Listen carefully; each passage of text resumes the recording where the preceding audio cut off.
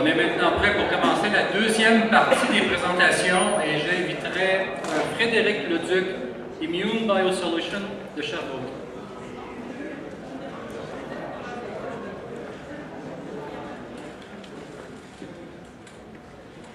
Bonjour, Frédéric Leduc, président d'Immune Biosolutions. On accélère la recherche biomédicale en créant des anticorps de qualité supérieure, un œuf à la fois. C'est quoi un anticorps? Un anticorps, c'est un microdétecteur biologique qui, grâce à ses deux bras, va lier spécifiquement une molécule. Depuis des millions d'années, les corps des animaux les utilisent pour reconnaître les bactéries et les virus pour les éliminer. Et depuis 40 ans, les chercheurs les utilisent comme outils de détection, comme par exemple dans un test de grossesse, ou à l'hôpital, pour des tests de quantification. Et finalement, comme outil de visualisation en recherche biomédicale.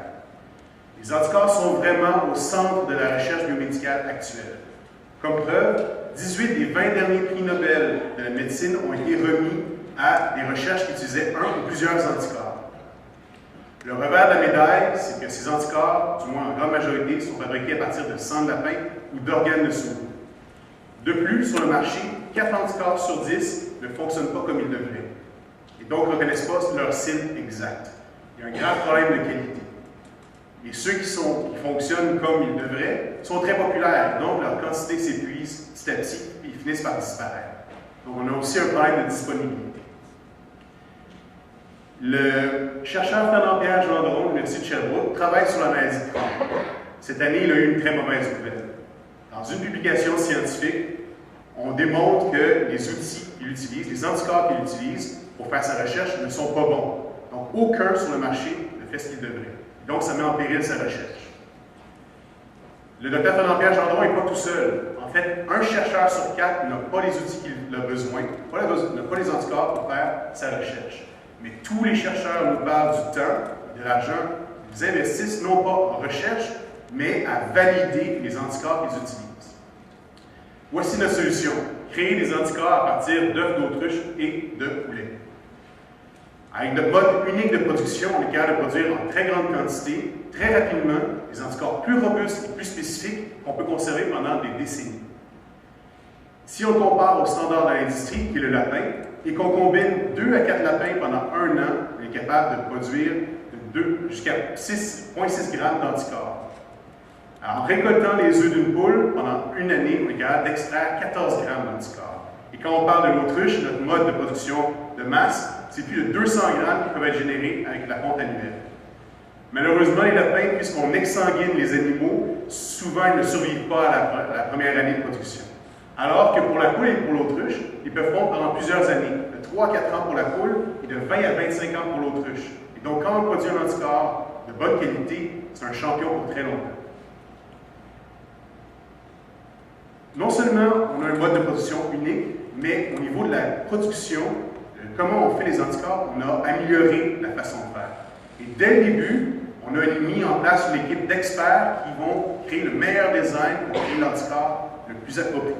Mais ce n'est pas tout. Ce qu'on fait, c'est qu'avec l'industrie, avec les chercheurs, les experts du domaine, on travaille main dans la main pour que dès le départ, le design de l'anticorps corresponde aux besoins du client. On va le générer grâce à nos oiseaux et à la fin du processus, ce même expert va contribuer à la validation du produit. Donc, ce qui sort de chez Immune Biosolutions sont des anticorps validés, de haute qualité et testés par les clients, par les scientifiques. C'est un marché qui représente environ 1,6 milliard de dollars de ventes par année d'un point de vue mondial et c'est un marché qui a une croissance d'environ 3 à 4 dans les prochaines années. En Amérique du Nord seulement, ça atteindra 775 millions au cours aux alentours de l'année 2016. Un utilisateur moyen va dépenser entre 2 000 et 12 000 $ par année pour acheter ces anticorps. Dans un laboratoire de recherche, il y a plusieurs utilisateurs. Jusqu'à présent, en fait, depuis février dernier, nous avons plus de 60 utilisateurs de nos anticorps. Et plusieurs de ces utilisateurs ont acheté à plusieurs reprises nos anticorps.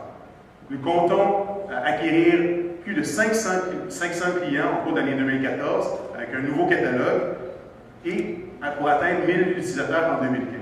Nos utilisateurs sont généralement dans les universités québécoises ontariennes présentement, mais aussi dans le secteur industriel ou privé, comme par exemple le Zoo Toronto. En février dernier, nous avons amorcé la création de 100 anticorps, qui chacun a le potentiel d'attirer plus de 50 000 utilisateurs. De ces 100 anticorps, 25 seront ajoutés à notre site web d'ici la fin de décembre prochain. Nous avons aussi commencé à générer 50 anticorps qui sont des anticorps de niche, qui vont cibler des domaines d'études très spécifiques comme le cancer et le diabète.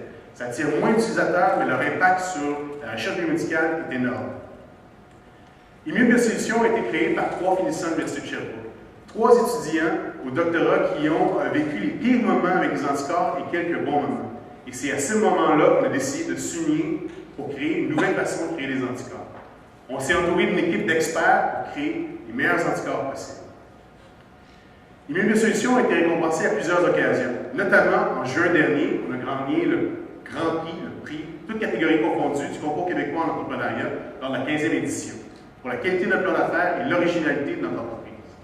Mais dernièrement, on a aussi été un des lauréats canadiens du Fonds d'innovation Spin Master, récompensant l'innovation technique. Et c'est grâce à cette innovation technique que le Dr Fernand-Pierre Gendron a maintenant 2 anticorps pour continuer sa recherche sur la maladie de Crohn. Je suis Frédéric Leduc, président d'Immune Biosolutions. On accélère la recherche biomédicale, un œuf à la fois.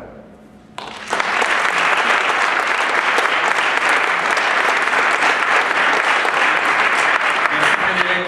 Messieurs les juges.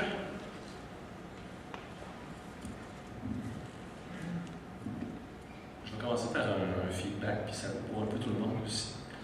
Je ne sais pas si vous avez tous eu le même coaching, mais tout le monde commence par nous présenter le produit, le marché, puis après ça, ils nous disent l'équipe de direction qui est en arrière. Je pense que surtout quand on touche à des PhD, pour nous autres, les chances de succès d'un projet, c'est plus l'équipe que le projet. Donc, c'est toute une bonne chose d'en parler avant, pour tout de suite dissocier de leur start-up, la capacité académique qui est derrière votre projet d'entreprise. La question qui suit ça, c'est pourquoi maintenant les œufs, alors que depuis toujours on fait ça avec des lapins? C'est une bonne question. Mais il y a plusieurs réponses à cette question-là. Premièrement, il y a une question d'historique. Donc, les anticorps ont été faits pour le laboratoire et les animaux laboratoires, ce sont généralement les souris et les lapins. C'est pour cette raison-là que c'est le standard de l'industrie. L'autre raison, c'est que pour extraire les anticorps du jaune d'œuf, c'est extrêmement complexe, très gras, et donc ça prenait une technique plus efficace. Avant, il y avait des techniques, mais c'était très dispendieux de le faire. Là où on innove, c'est grâce à notre méthode d'extraction. On est capable d'extraire les anticorps plus efficacement et surtout 50 fois moins cher que la compétition. Et c'est là qu'on se distingue. Ça devrait être la première chose dans votre présentation. Vous avez trouvé une façon révolutionnaire d'extraire un anticorps. Je suis entièrement d'accord avec vous, mais comme ce n'est pas une présentation des investisseurs, mais un grand public, c'est pas le genre de choses qu'on parle en premier. C'est quoi, tu parlais là, de l'augmentation de tes volumes à travers les années, c'est quoi ta stratégie dans le fond pour prendre cette expansion-là, puis pénétrer le marché, puis le faire connaître? Ça, c'est une excellente question. Puis ça, c'est je pense que c'est le défi de chacune des entreprises qui est venue ici aujourd'hui. Mais là, c'est encore plus compliqué, parce que les scientifiques, ce pas des gens qui aiment ça être dérangés ou être vendus. Ils n'aiment pas ça recevoir des vendeurs. Le meilleur moyen de les rejoindre, c'est soit par leur réseau, par d'autres pairs, ou pendant des conférences, des moments où ils sont plus ouverts à être, à finalement tester des nouvelles choses. Et donc, notre stratégie est un peu complexe parce que justement, on va chercher chacune de ces facettes-là. Donc, on est très présent dans les conférences. Par exemple, demain, j'ai une journée de recherche dans le coin d'Estrie. Donc, on est présent dans les conférences. On sait des domaines spécifiques pour lesquels nos produits ont le plus d'impact par rapport à la recherche. Mais on a aussi d'autres stratégies de référencement. On a des BD humoristiques qui s'en viennent aussi. Donc, on utilise vraiment toutes sortes d'outils pour aller chercher une plus grande part, pour se faire connaître le plus rapidement possible.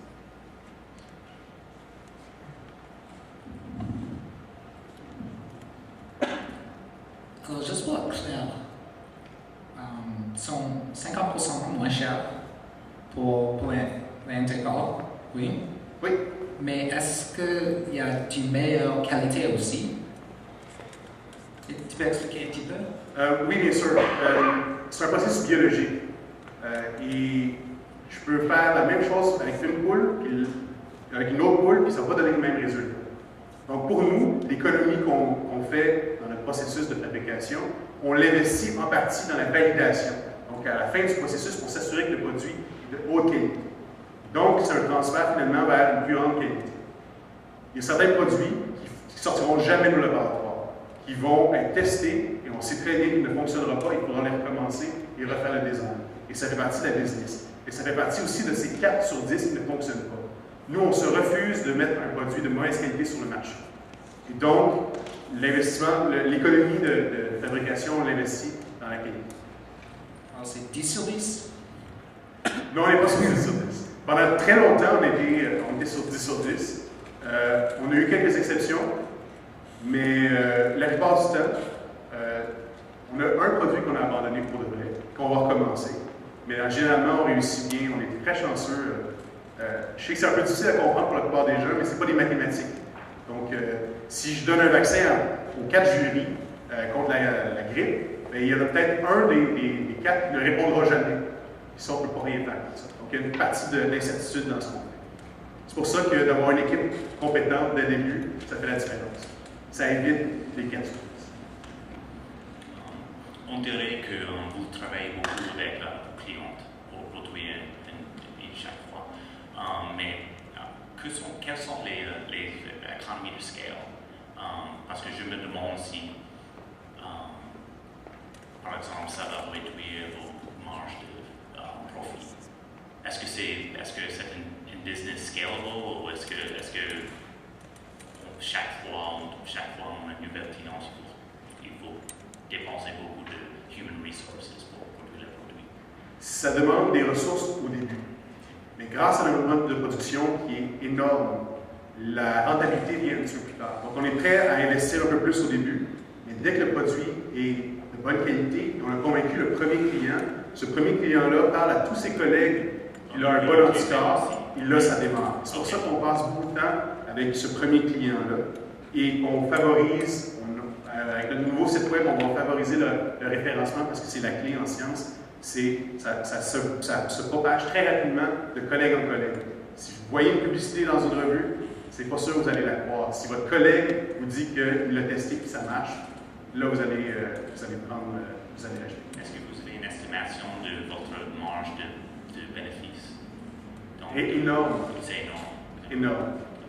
Le défi, c'est de vendre la quantité qu'on produit. Okay. Je vous donne un exemple. Un œuf d'autruche, et nos autruches pondent entre 40 et 100 œufs. C'est environ 2 à 3 millions potentiels de produits. Donc, nos marges sont énormes. Mais ça n'est pas possible sans notre méthode de purification moins chère. Donc, tout est dans la technologie. Merci. Ce que tu dis, juste une petite précision dans le fond, c'est que moi, je connais trop rien à ça, mais dans ta présentation, ça me donnait l'impression que tu produisais un anticorps pour un chercheur. Mais en fait, ce que tu dis, c'est que tu produis un anticorps pour un chercheur, mais il y a un marché qui pourrait être intéressé par ce même anticorps-là. Fait que ton défi, c'est d'aller chercher ce reste de monde-là, Bref, un anticorps égale pas un chercheur, un client. Non, exactement. Okay. En fait, on utilise un expert. Donc, c'est un évangéliste. Grosso modo, c'est quelqu'un qui a un énorme réseau, qui a d'autres collaborateurs partout dans le monde. Et donc, on sert de ce client-là pour valider le produit. Mais en même temps, c'est le meilleur vendeur.